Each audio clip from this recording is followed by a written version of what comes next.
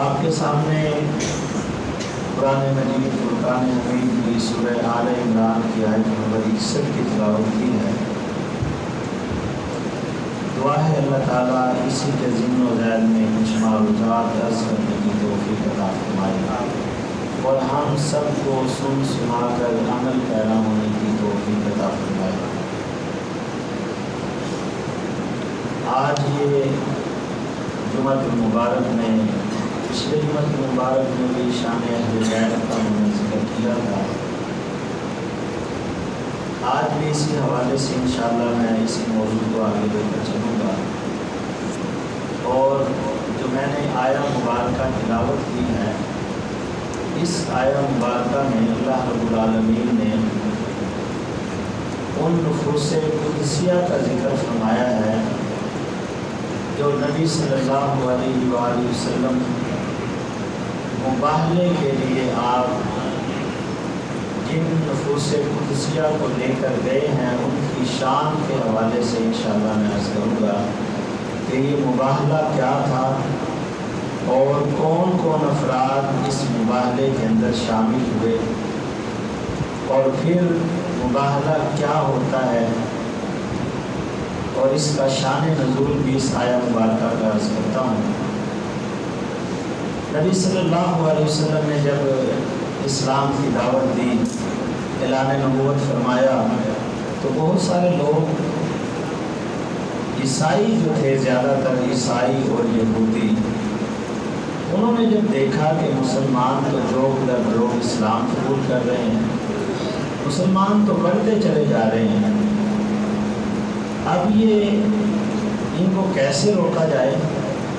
ظاہر سی بات ہے، مسلمان زیادہ ہوں گے تو عیسائی اور یہودی کم پڑ جائیں گے۔ تو یہودیوں کو بھی خوف تھا کہ یہودی کہیں مسلمان نہ ہو جائیں، عیسائیوں کو بھی خوف تھا کہ کہیں عیسائی مسلمان نہ ہو جائیں۔ بہرحال ایسی صورت میں عیسائیوں نے یہ سوچا کہ کیوں نہ ہو ہم جس نبی نے اعلان نبوت کیا ہے اس کے پاس جا کے ان سے بات تو کریں، دیکھیں تو صحیح کہ وہ سچا ہے کیسا ہے، اور روکا جائے۔ اس حوالے سے نجران کے عیسائی وہ اپنا وفد لے کر آئے اور نبی صلی اللہ علیہ وسلم کے پاس ملنے کے لیے وہ حاضر ہوئے۔ نبی صلی اللہ علیہ وسلم نے حاضری سے مشرف فرمایا، لیکن ان کی جو نیت تھی وہ کچھ اور تھی۔ کہنے لگے کہ ہم نے آپ نے اعلان نبوت فرمایا ہے، ہم بھی نبی کے ماننے والے ہیں، عیسیٰ علیہ السلام کو ہم مانتے تھے، تو عیسیٰ علیہ السلام کے بارے میں تمہارا کیا خیال ہے؟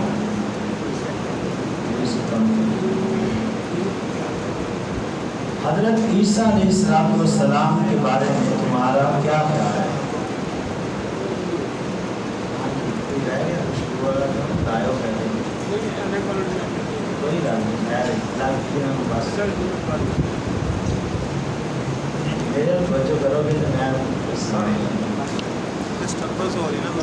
نجران کے عیسائی آگے سوال کیا کہ عیسیٰ علیہ السلام کے بارے میں تمہارا کیا خیال ہے؟ یعنی خیال سے مراد تمہارا عقیدہ کیا ہے، تم عیسیٰ علیہ السلام کو کیا مانتے ہو؟ آپ نے جب یہ ان کا سوال سنا، فرمایا کہ عیسیٰ علیہ السلام اللہ کے بندے ہیں، سیدہ مریم علیہ السلام کے بیٹے ہیں اور روح اللہ ہیں۔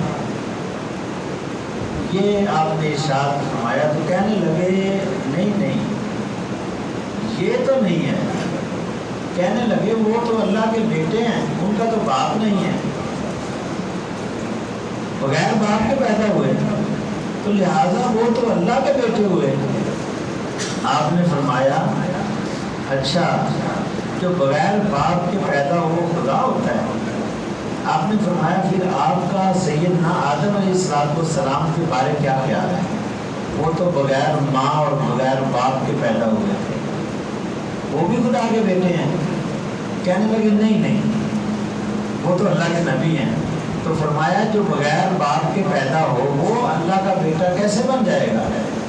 تمہارا نظریہ یہ ہے جو بغیر باپ کے پیدا ہو، تو آدم علیہ السلام کے بھی باپ نہیں ہیں، بغیر باپ کے پیدا ہوئے ہیں، وہ تو اللہ کے نبی اور ان کو نبی مانتے ہو تم۔ جب اتنی بات انہوں نے کی تو اب آگے سے کئی جو ہے وہ باتیں کرنے لگ گئے کہ یہ عجیب جو آپ، ہم نہیں اس کو مانتے۔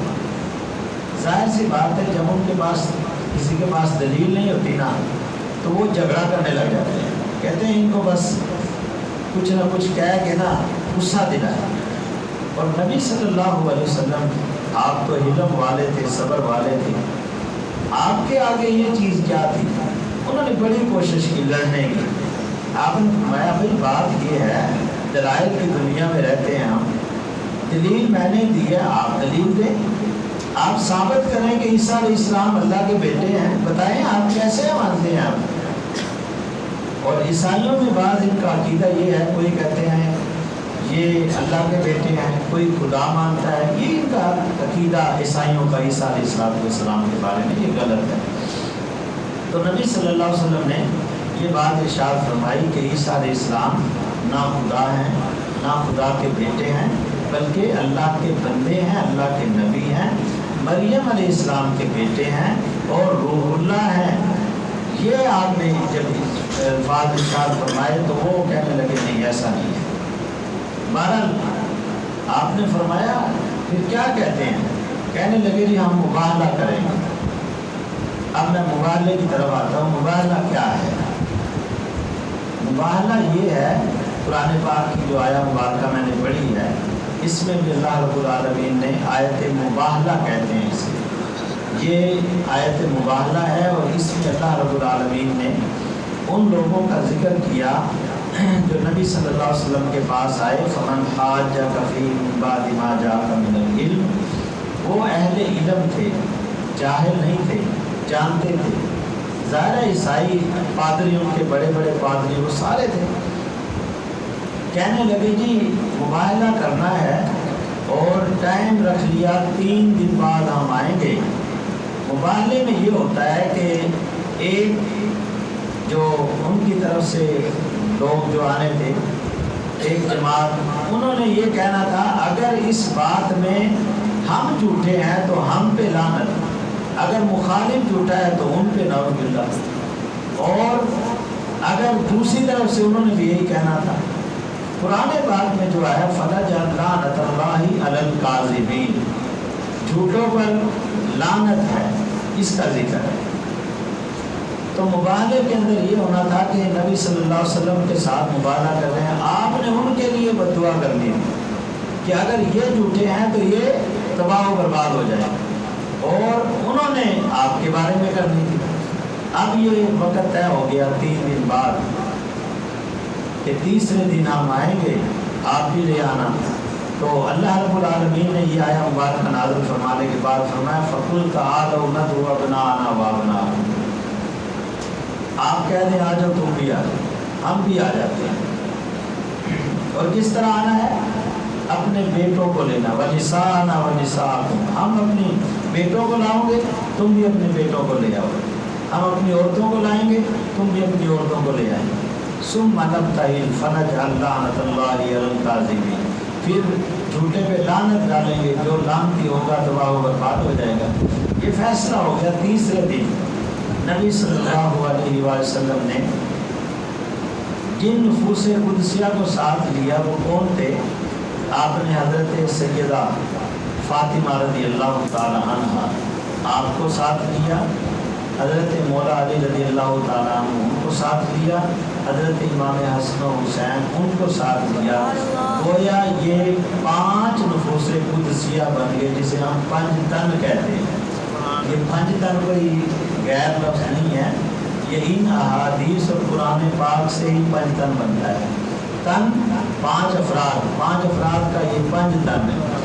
تو یہ 5 تن 5 افراد نفوس قدسیہ جب آپ صلی اللہ علیہ وسلم لے کے چلتے ہیں، 4 دوسرے 5ویں نبی صلی اللہ علیہ وسلم، جب آپ لے کے باہر تشریف لے جاتے ہیں، عیسائی دیکھ رہے تھے دور سے اور بڑے غور سے دیکھ رہے تھے کہ کون آ رہے ہیں. ان میں ایک نجران کا سب سے بڑا عیسائی پادری، وہ جب اس نے دیکھا نا کہ یہ اتنے مقدس چہرے آج مبالغے کے لیے آ رہے ہیں، اس نے کہا بھائی بات سنو، تمہیں اگر تم نے بچنا ہے نا تو میں مشورہ دیتا ہوں ان کے ساتھ مبالغہ نہ کرو. سبحان اللہ. کیوں؟ میں جو دیکھ رہا ہوں اگر ان نے تمہارے حق میں بد دعا کر دی کوئی بھی عیسائی نہیں رہے گا. یہ اس پادری کا عقیدہ.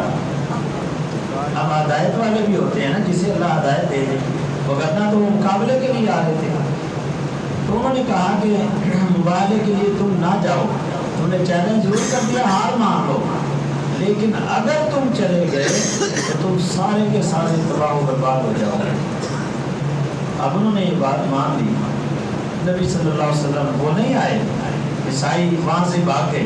آپ صلی اللہ علیہ وسلم واپس تشریف لائے اور آپ نے فرمایا کہ خدا کی قسم اگر وہ آج آ جاتے، اور آپ نے فرمایا امام حسن و حسین سیدہ کو، حضرت مولا علی کو، کہ میں ان کے لیے بد دعا کروں گا، تم نے آمین کہنا ہے. فرمایا اگر میں بد دعا کر دیتا اور تم آمین کہہ دیتے تو نجران کا کوئی عیسائی نہ بچتا، حتیٰ کہ چرند پرند سب تباہ و برباد ہو جائے. سبحان اللہ. نعرہ تکبیر، اللہ اکبر، نعرہ رسالت، رسول اللہ، نعرہ حیدری، حسینیت زندہ باد.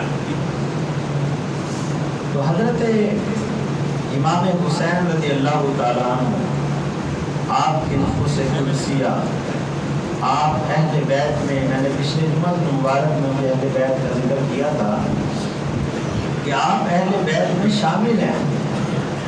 اور 9 محرم الحرام کی رات محفل میں بھی یہ تفصیلی گفتگو کی کہ میں صرف مختصر اس کو کرتا ہوں کیونکہ اہل بیت کے حوالے سے آج بھی کچھ میں نے معلومات عرض کرنی ہے. نبی صلی اللہ علیہ وسلم کہ یہ دونوں شہزادے اور سیدہ فاطمہ رضی اللہ تعالی عنہ اور حضرت علی رضی اللہ تعالی عنہ، یہ ایسے نفوس قدسیہ ہیں جن کو سرکار نے خود فرمایا اللہم ہؤلاء اہل بیتی فطہرہم تطہیرا، پروردگار یہ میرے اہل بیت ہیں، ان کو پاک فرما دے. اب کوئی امام حسین رضی اللہ تعالیٰ عنہ کے مقابلے میں، آپ کے مقابلے میں کوئی بندہ آج اٹھ کے یہ کہے کہ یہ تو 2 شہزادوں کی جنگ تھی کربلا کی، تو یہ بالکل غلط ہے. میں دلائل سے انشاءاللہ آپ کو بتاؤں گا کہ یہ مقابلے کی بات کر رہے ہیں شہزادے کی. وہ میں شہزادے کی، میں نے اہل بیت کی جو بات کی تھی نا کہ سرکار کے اہل بیت میں آپ کا نسبی جو تعلق ہے اس سے جو بھی تعلق رکھتا ہے وہ اہل بیت میں شامل ہے. لیکن یہ یاد رکھیں یزید حضرت امیر معاویہ رضی اللہ تعالیٰ عنہ کا بیٹا تھا. حضرت امیر معاویہ صحابی رسول تھے، ان کی شان اپنی جگہ، لیکن ان کے بارے میں غلط عقیدہ اگر کسی کا ہے تو وہ بھی غلط ہے. کیوں؟ نبی صلی اللہ علیہ وسلم نے یہ فرمایا تھا کہ میرا بیٹا حسن 2 عظیمتین مسلمین بین صلحین، 2 بڑی جماعتوں میں، عظیم جماعتیں ہوں گی، مسلمان ہوں گی، دونوں میں آپس میں صلح کروائے گا. تو آپ نے کس کے ساتھ صلح کی؟ حضرت امیر معاویہ رضی اللہ تعالیٰ عنہ کے ساتھ. تو ان کے بارے میں تو نبی صلی اللہ علیہ وسلم نے خود فرمائی تھی کہ تیری حکومت آئے گی. کوئی اتحادی غلطی ہوئی کہ آپ نے اسی وقت سے کاؤنٹ کرنا شروع کر دیا، 30 سال کا ذکر کیا تھا. لیکن آپ کے بارے میں تو خود نبی صلی اللہ علیہ وسلم نے خود فرمایا تھا تیری حکومت آئے گی، اور آپ کی حکومت آئی، اور بہرحال آپس میں صلح بھی ہوئی. پھر یہ بھی کہہ دیا کہ آپ کے بعد امام حسن رضی اللہ تعالیٰ عنہ ان کو خلافت ملے گی. بہرحال یہ ایک علیحدہ معاملہ ہے. لیکن یہ یاد رکھیں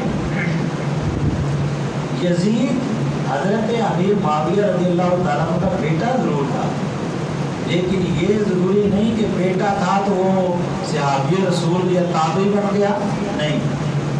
اس کی وجہ یہ ہے، میں قرآن سے دلیل دیتا ہوں۔ اللہ رب العالمین نے حضرت نوح علیہ السلام کا ذکر فرمایا۔ حضرت نوح علیہ السلام کے جب آپ کے عذاب آیا دوسرے قوم پر، تو حضرت نوح علیہ السلام نے کشتی میں لوگوں کو سوار کر لیا۔ کشتی میں جتنے سوار ہوئے وہ سارے کے سارے بچ گئے۔ آپ نے اپنے بیٹے کو بلایا، فرمایا کہ آجا تو بھی کشتی میں سوار ہو جا، بچ جائے گا۔ کہنے لگا نہیں، میں یہ دیکھو اتنے بڑے پہاڑ ہیں، میں اوپر چلا جاؤں گا، مجھے یہ پانی کیا کہے گا۔ جب اس نے یہ جواب دیا نا تو اللہ کا عذاب تھا۔ یہ چھوٹے موٹے پانی کو انسان بچ سکتا ہے، لیکن جب اللہ کا عذاب ہو وہ اوپر چڑھتا گیا، پانی بھی چڑھتا گیا۔ جب ڈوبنے لگا نا بیٹا، تو حضرت نوح علیہ السلام نے کہا پروردگار یہ میرا بیٹا ہے، ان ابنی من اہلی، یہ میرا بیٹا ہے، میرے اہل سے ہے، یعنی میرا رشتہ اس سے۔ دو باتیں ذکر کی، بیٹا تو تھا ہی، کہا بیٹا بھی ہے، میری اہل سے بھی ہے۔ اللہ تعالیٰ نے آگے سے کیا فرمایا، بیٹا تھا نا، آپ کی اہل سے بھی تھا، دونوں باتیں ٹھیک ہیں۔ اللہ تعالیٰ فرماتا ہے اِنَّهُ لَيْسَ مِنْ أَهْلِكَ، اے نوح علیہ السلام آپ کہہ رہے ہیں میرا بیٹا ہے، میری اہل سے ہے۔ اللہ تعالیٰ فرماتا ہے آپ کی اہل سے ہے ہی نہیں۔ اب بات کریں، یہاں قرآن کہہ رہا ہے کہ بیٹا حضرت نوح علیہ السلام کا ہے، آپ نے بلایا، خود فرمایا کہ میرا بیٹا ہے، میری اہل سے ہے۔ اللہ تعالیٰ فرماتا ہے اِنَّهُ لَيْسَ مِنْ أَهْلِكَ، یہ تیرا بیٹا ہی نہیں ہے۔ وجہ کیا ہے؟ بیٹا تو تھا، اہل سے نہیں تھا، کیوں فرمایا کہ تیرا بیٹا نہیں ہے؟ اِنَّهُ عَمَلٌ غَيْرُ صَالِحٍ، اس لیے کہ آپ کے عقیدے میں نہیں ہے، اس کا عقیدہ ٹھیک نہیں ہے، یہ تو مرتد ہے۔ تو لہٰذا جس بندے کا عقیدہ اس باپ کے مطابق نہ ہو، اس کو اللہ بیٹا نہیں فرماتا۔ اس لیے یزید کے حوالے سے اگر کوئی نرم گوشہ رکھتا ہے تو اس نے تکلیفیں جتنی اہل بیت کے ساتھ ظلم و زیادتی کی ہے، وہ اس کو عذاب ہوگا جو اس نے کیا ہے۔ خانہ کعبہ پہ حملہ، مدینہ باغ میں 3 دن جماعت نہیں ہونے دی، کیا یزید کی حکومت میں ہوا ہے سب کچھ؟ تو آپ ابھی بھی اسے کہیں گے کہ نہیں، اسے پتہ نہیں تھا۔ اس لیے ایسے شخص کے بارے میں بالکل نرم رویہ نہیں ہونا چاہیے جس نے اسلام کے تقدس کو پامال کیا ہو۔ اور رہی بات صحابی ان کی شان اپنی جگہ، لیکن یہاں قرآن کہہ رہا ہے کہ نبی کا بیٹا بھی ہو، اگر عمل صالح نہیں ہے، عقیدہ اس کا خراب ہے، تو پھر وہ بیٹا بھی نہیں ہوتا۔ تو لہٰذا یہ مقابلے کی باری جو ہے نا بعد میں آتی ہے۔ مقابلہ صحابہ کا عقیدہ یہ تھا کہ حضرت عمر فاروق رضی اللہ تعالیٰ عنہ جیسے کبار صحابہ وہ سمجھتے تھے کہ حضرت امام حسین کی شان ہمارے بیٹے سے بھی زیادہ ہے۔ سبحان اللہ۔ کس طرح؟ میں حدیث پاک آپ کے سامنے رکھوں گا۔ حضرت امام حسین رضی اللہ تعالیٰ عنہ، آپ کی جب بھی خدمت حضرت عمر فاروق رضی اللہ تعالیٰ عنہ کرتے نا، تو آپ کو مال غنیمت آتا تو زیادہ عطا فرما دیتے۔ حضرت عبداللہ ابن عمر آپ کے بیٹے، امیر المومنین کے عمر فاروق رضی اللہ تعالیٰ عنہ کے بیٹے حضرت عبداللہ، یہ اعتراض کرتے تھے، اور بڑے عالم دین تھے، یہ بہت بڑے، اعتراض بھی بنتا تھا۔ کہنے لگے کہ ابا جان آپ مجھے کم دیتے ہیں، امام حسن و حسین کو زیادہ دیتے ہیں، اس کی وجہ کیا ہے؟ تو آپ نے فرمایا بیٹا دیکھو، حضرت امام حسن و حسین ان کے بابا جیسا تمہارا بابا نہیں ہے، ان کے نانا جیسا تمہارا نانا نہیں ہے، اس کی ماں جیسی تمہاری ماں نہیں ہے، اسے افضلیت ہے، اس لیے میں ان کو زیادہ دیتا ہوں۔ سبحان اللہ۔ اب یہ تو حضرت عمر فاروق رضی اللہ تعالیٰ عنہ کی اپنے بیٹے کے حوالے سے، اور وہ عمر جس کے بارے میں نبی صلی اللہ علیہ وسلم فرماتے ہیں کہ اگر میرے بعد کوئی نبی ہوتا تو عمر ہوتا۔ ایسے شخص کے بارے میں وہ سمجھ رہے ہیں کہ میرا بیٹا اس قابل نہیں ہے کہ امام حسن و حسین کا مقابلے میں آ جائے. اور حضرت اسامہ یہ نبی صلی اللہ علیہ وسلم کے بڑے پیارے اور پیار کرنے والے تھے. نبی صلی اللہ علیہ وسلم ان سے پیار فرماتے تھے. ایک دفعہ حضرت علی رضی اللہ تعالیٰ نے پوچھا حضور آپ کو سب سے پیارا کون ہے؟ آپ نے فرمایا اسامہ. یہ بھی چھوٹے تھے. پھر عرض کیا یا رسول اللہ صلی اللہ علیہ وسلم اس کے علاوہ اور؟ فرمایا پھر تیری باری ہے. گویا اس وقت دونوں ہوں گے. بتانے کا مقصد یہ کہ اے علی تیرے سے زیادہ پیار میں اسامہ سے کرتا ہوں. اب حضرت اسامہ کون ہے؟ ان کی بھی بڑی ہسٹری ہے. حضرت مولا علی فرماتے ہیں کہ جب ہم حضور کی بارگاہ میں حاضر ہونا چاہتے تھے نا، حتیٰ کہ حضرت ابوبکر صدیق بھی آنا چاہتے تھے رات کے کسی ایسے ٹائم میں کہ جہاں ہم یہ سمجھتے تھے کہ حضور صلی اللہ علیہ وسلم کو جا کے اٹھانا پسند نہیں کرتے تھے، لیکن ملنا ضروری ہو تو ہم کہتے تھے اسامہ آپ ذرا جائیں نا حضور سے اجازت لے کے آئیں کہ کیا ہم ملنے آ سکتے ہیں. اجازت کے لیے حضرت اسامہ کو عرض کرتے تھے.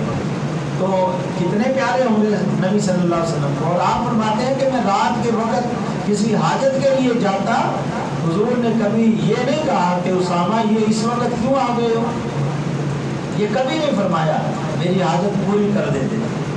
آج بھی آپ دیکھ لیں کوئی ایم پی ایم این اے کے پاس چلے جائیں، تھوڑا سا ٹائم ہو جائے یا صبح صبح چلے جائیں، وہ کہہ دے گا صبح صبح اٹھا دیا ہے، ٹائم نہیں دیکھ سکتے، ڈانٹے گا آگے سے. لیکن نبی صلی اللہ علیہ وسلم فرماتے ہیں کہ جب بھی آیا میں نے اس کی حاجت پوری کی، اور اجازت طلب کرنے کے لیے بھی آتے تو آپ کبھی غصہ نہیں فرماتے تھے. تو حضرت اسامہ رضی اللہ تعالیٰ عنہ ان کے سامنے ایک دفعہ مال غنیمت آیا تو ان کو 3500 دینار آپ نے عطا فرمایا. اب حضرت عبداللہ ابن عمر آئے، حضرت امیر المومنین عمر فاروق رضی اللہ تعالیٰ عنہ کے بیٹے، ان کو آپ نے 3000 یعنی 500 کم دیا. آپ پھر بول پڑے ابا جان آپ یہ کیا کر رہے ہیں، انصاف تو نہیں ہے. اب حضرت اسامہ کی عمر تھوڑی ہے، یہ بچہ، اور میں غزوہ بدر میں بھی گیا تھا لڑنے کے لیے، لیکن مجھے تو سرکار نے اجازت نہیں دی. فرمایا تو چھوٹا ہے، روک دیا کہ ابھی چھوٹا ہے، بڑا ہو جا، بالغ ہو جا. میں تو جذبہ جہاد رکھنے والا تھا، میں تو خندق میں بھی گیا تھا. سرکار نے فرمایا ذرا ٹھہر جا. پھر دیگر غزوات کے اندر پھر میں گیا، اس کے بعد لڑا سرکار صلی اللہ علیہ وسلم کے ساتھ، کافروں کے ساتھ لڑتا رہا. تو وہ جو غازی تھے ان کو اسلام میں بڑا پروٹوکول تھا، ان کو مال غنیمت میں سے زیادہ مال دیا جاتا تھا. آپ عرض کرتے ہیں مجھے زیادہ دینا چاہیے آپ کو، یہ کیا کر رہے ہیں، اسامہ کو زیادہ دے رہے ہیں اور مجھے کم دے رہے ہیں. جب اتنی بات حضرت عمر فاروق رضی اللہ تعالیٰ عنہ نے سنی تو فرمایا بیٹا تم سمجھے نہیں، تجھے نہیں پتا اسامہ کا تعلق کس کے ساتھ ہے. فرمایا تو عمر کا بیٹا ہے؟ عرض کی جی. فرمایا اسامہ کس کا بیٹا ہے؟ زید کا بیٹا ہے. جی. فرمایا پتہ ہے اسامہ کے والد محترم نبی صلی اللہ علیہ وسلم اس سے کتنا پیار کرتے تھے، تو تیرے باپ سے اتنا پیار نہیں کرتے تھے جتنا اس کے باپ سے پیار کرتے تھے. اس لیے میں اس کو زیادہ دیتا ہوں کہ اس کی نسبت نبی صلی اللہ علیہ وسلم کے ساتھ ہے. سبحان اللہ. تو آپ اندازہ لگائیں یہ معاملات آل رسول امام حسن و حسین ان کی شان صحابہ کے نزدیک یہ تھی کہ وہ بڑے عرفہ و اعلیٰ ہیں. اب آئیے میں وہ حدیث پاک عرض کرتا ہوں جس میں فرشتہ پہلی دفعہ آیا اور انہوں نے کیا خوشخبری سنائی. سننا ہے اس کا پس منظر سنیے آپ. راوی ہیں حضرت حذیفہ رضی اللہ تعالیٰ اور آپ فرماتے ہیں میں ایک دفعہ حضور کی بارگاہ میں حاضر ہونے کے لیے، میری والدہ ضعیفہ تھی، ان کی خدمت کرتا تھا. مجھے عام اجازت نہیں ہوتی تھی کہ جا کے سرکار کے پیچھے نماز پڑھ لے. ایک دفعہ میں نے عرض کیا امی جان مجھے اجازت دیں، میں آج مغرب کی نماز حضور صلی اللہ علیہ وسلم کے پیچھے پڑنا چاہتا ہوں، اور ساتھ لالچ یہ دیا کہ امی جان میں آپ کے لیے نا بخشش کی دعا نبی صلی اللہ علیہ وسلم سے کرواؤں گا۔ اب آپ یہ بھی سمجھیں یہاں سے مسئلہ کہ بعض اوقات زندہ کے لیے ہم کہہ دیتے ہیں اللہ تیری بخشش فرمائے، کہتے جی مرے یعنی پہلے ہی بخشش کی دعائیں کرتے ہیں، تو یہ غلط نہیں ہے۔ یہاں حدیث بات میں کیا ہے، حضور علیہ السلام سے آپ کی بخشش کی دعا کرواؤں گا جا کے، مجھے اجازت دے امی جان۔ حضرت حذیفہ رضی اللہ تعالیٰ عنہ نے جب یہ اجازت دیا تو کون یہ نہیں چاہتا کہ سرکار دعا نہ کرے، تو آپ نے فرمایا بیٹا ٹھیک ہے جاؤ، مغرب کی نماز پڑھ کے جلدی آ جانا۔ تو حضرت حذیفہ رضی اللہ تعالیٰ عنہ فرماتے ہیں میں وہاں سے چلا، بس جا کے نبی صلی اللہ علیہ وسلم کی معیت میں آپ کے پیچھے مغرب کی نماز ادا کی، اور میں یہ چاہتا تھا کہ نبی صلی اللہ علیہ وسلم کی بارگاہ میں عرض کروں کہ یا رسول اللہ صلی اللہ علیہ وسلم میری والدہ کی بخشش کی دعا فرما دیں، لیکن موقع نہیں ملا۔ مغرب کے بعد صحابہ بیٹھے ہوئے ہیں، مجلس لگی ہوئی ہے، اور نبی کی مجلس میں اٹھنے کو کیسے دل کرتا ہے، وہ تو مجلس ہی اتنی پیاری تھی۔ آپ فرماتے ہیں میرا حوصلہ نہیں ہوا کہ میں حضور کی بارگاہ میں حاضر ہو کے عرض کروں یا رسول اللہ میری ماں کی بخشش کی دعا کریں۔ آپ فرماتے ہیں میں اسی سوچ میں تھا، وقت گزرتا گیا حتیٰ کہ عشاء کی اذان ہو گئی۔ عشاء کی اذان ہوئی تو عشاء کی جب اذان ہوئی تو نماز کی تیاری ہو گئی، نماز پڑھی۔ نماز پڑھانے کے بعد نبی صلی اللہ علیہ وسلم مسجد نبوی شریف سے نکلے گھر کے لیے، تو میں بھی پیچھے پیچھے ہو لیا۔ میں جب آپ کے پیچھے پیچھے ہوا تو آپ فرماتے ہیں فسامی یا صوتی، نبی صلی اللہ علیہ وسلم نے مجھے دیکھا نہیں، صوتی میری آواز کو سنا کہ پیچھے کوئی آ رہا ہے، پتہ چل جاتا ہے کوئی پیچھے آ رہا ہے۔ تو آپ فرماتے ہیں کہ میں نے دیکھا کہ سرکار صلی اللہ علیہ وسلم نے پیچھے مڑ کے نہیں دیکھا، لیکن میری آواز سن کے نہ فرمایا من ھذا، کون ہے؟ انت حذیفہ، من ھذا کون ہے؟ انت حذیفہ، حذیفہ ہے۔ اور ساتھ ہی فرماتے ہیں نعم یا رسول اللہ صلی اللہ علیہ وسلم، میں نے کیا یا رسول اللہ ہاں میں حذیفہ ہوں۔ فرمایا ما حاجتک، تجھے کیا حاجت ہے؟ غفر اللہ لکا ولی امیک، اللہ تیری بھی بخشش فرمائے، تیری والدہ کی بخشش فرمائے۔ اب ساتھ ہی فرما رہے ہیں ماں حاجت کا، حاجت کیا ہے، کس طرح آنا ہوا؟ اور ساتھ ہی کیا فرمایا غفر اللہ لکا ولی امیک، تیری بھی اللہ بخشش فرمائے، تیری والدہ کی بھی بخشش فرمائے۔